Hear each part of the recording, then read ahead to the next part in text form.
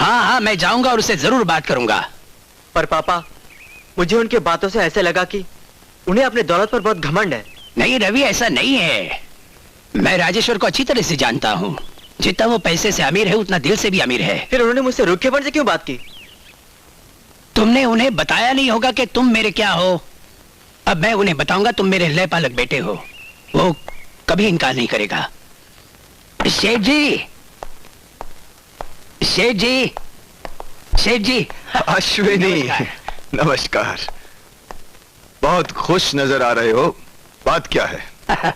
बस यूं ही सोच रहा था, चलाया। अब देखिए ना सेठ जी, आपकी बेटी शादी के काबिल हो चुकी है। अब ये वो जुदाई है जिसका सदमा आपको बर्दाश्त करना पड़ेगा। सुमन के लिए कोई लड़का देखा है तुमने? जी, उसका नाम है रवि। आपसे मिल भी चुका है, जरा याद कीजिए। अच्छा अच्छा अच्छा अच्छा, तुम उस लड़के की बात कर रहे हो जो सुमन की ही क्लास में पढ़ता है? हाँ। अच्छा है। किसका लड़का है वो? किसी अच्छे खानदान से ताल्लुक रखता होगा। उसे हमने अपनी गोद में सहलाया और उसकी तमाम परवरिश हमारे हाथों से हुई। खून का रिश्ता तो नहीं, लेकिन एक बाप और बेटे का गहरा रिश्ता रहा है। उसके माँ बाप कौन, उसका खानदान क्या, ना तो वो जानता है और ना ही हम खुद जानते हैं। ओह, तो यूं कहो कि वो लावारिस है। ये तो आप कह सकते हैं, हम नहीं। मेरी बहन को जवां मौत देने वाला भी एक लावारिस ही रहा है अश्विनी। तब से मुझे लावारिस लोगों से नफरत और दुश्मनी है।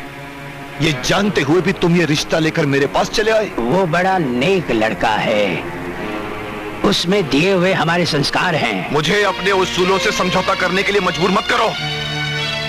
ये तुम हो अश्विनी जो मैंने बर्दाश्त कर लिया है, क्योंकि मैं बरसों पहले तुम्हारे किए गए एहसान के नीचे दबा हुआ, और शायद उसी एहसान की याद दिलाने के लिए तुमने आज ये जुर्रत की है।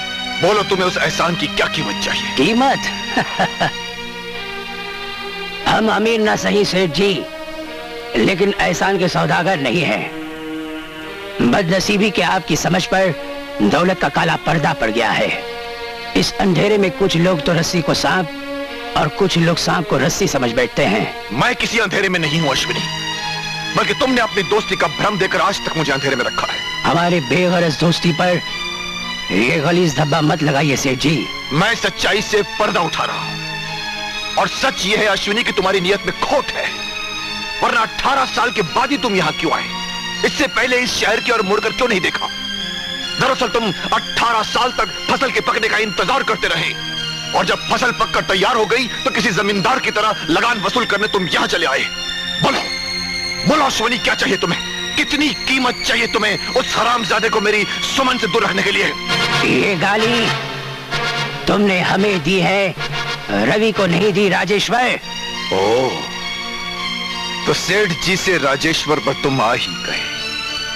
तो सुनो अश्विनी, मेरे गुलिस्तान की कली को तुम देख तो सकते हो, उसे तोड़कर नहीं ले जा सकते। एक नजर अपने आप पे डालो और फिर अपने पैरों पर घूमकर मेरे बंगले को देखो और मुझे बताओ, क्या इसी दिन के लिए मैंने अपने सुमन को हर दुख हर तकलीफ से दूर रखा कि किसी भिख मंगे लावारिस के हाथों उसे सौंप दूं, ताकि वो मेरी दौलत को नाजायज रास्ते पर लुटा दे, ताकि सुमन का भी वही हाल हो जो मेरी बहन का हुआ था? नहीं अश्विनी, नहीं। अब वो गलती मैं दोबारा नहीं होने दूंगा। तुम समझते हो राजेश्वर कि अमीर आदमी ही खानदानी बनता है? रुपया अरे रुपया तो हाथों का मैल है।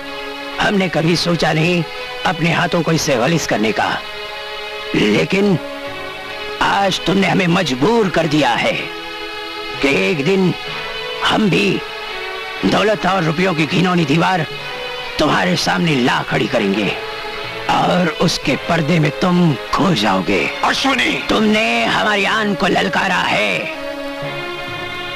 आज के बाद तुम अपनी शान को बचाने के गम में घुलते रहना।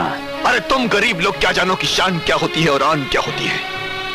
वैसे भी अपनी शान को बचाने की ताकत है मुझ में। अश्विनी, तुम्हारे इरादों को मिटाकर मैं तुम्हें अपनी दौलत के आगे झुकने पर मजबूर कर दूंगा, ये मेरी जिद रहेगी। राजेश्वर, तुम्हारी ये जिद, तुम्हारी ये दौलत, तुम्हारा सब कुछ हमारे बढ़ते हुए कदमों तले रौंदा जाएगा। इंतजार करो।